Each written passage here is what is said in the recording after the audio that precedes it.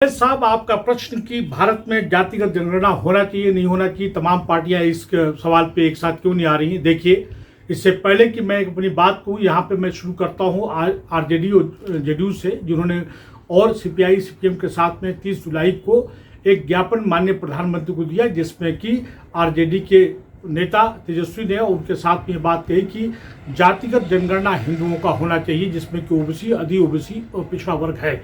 इसके साथ ही इसको तमाम दलित मुस्लिम, ओबीसी मुस्लिम के नेताओं ने उन्होंने ये बात कही कि हिंदुओं के अति पिछड़ा वर्ग को होना चाहिए। भाई, जब सभी जात बिरादरी, सभी धर्मों का लोगों का पिछड़ा, अति पिछड़ा वर्ग में है, ढेर सारी जब मुसलमानों की जातियां जो हैं जब पिछड़े वर्ग में है, तो उनका क्यों नहीं होना चाहिए।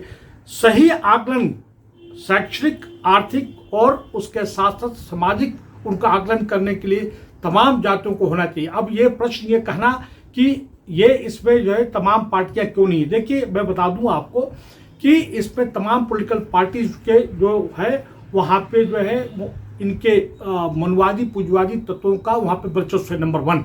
नंबर 2 जो है, जो भी नेता है वो चाहते हुए भी कि होना चाहिए, लेकिन वो पॉलिटिकल पार्टीज का जो दबदबा है, जिनका लोगों का दबदबा है, उसके आइडियोलॉजिकल लाइन पे काम करते हैं। ये बिल्कुल जातिगत जनगणना होना चाहिए और तमाम लोगों का होना चाहिए, चाहे किसी भी जात धर्म का है। अगर एक बार उनका पिछड़ा वर्ग में, अति पिछड़ा वर्ग में अगर नाम आ गया है, तो उन तमाम पिछड़ा वर्ग के, अति पिछड़ा वर्ग के तमाम जातियों को वहाँ पर होना चाहिए, नंबर 1।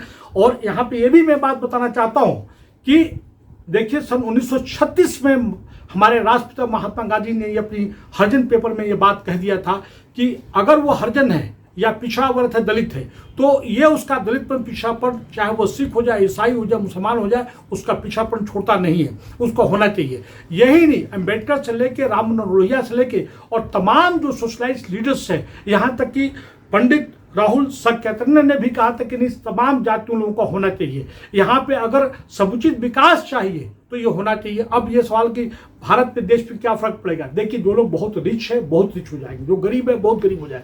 अब यहाँ पे जैसे कि आपने बार बार हमसे आप सवाल करते आ रहे हैं, और वही नहीं, जावेद साहब आपके साथ है, तमाम दोस्त साथी भी सवाल करते हैं कि ईवीएम से क्या हो रहा है। भाई, जो सरकार जो सत्ता में, जो पावर में है, वो उसका फायदा ले रही है और तमाम गवर्नमेंटल मशीन को मिसयूज कर रही है।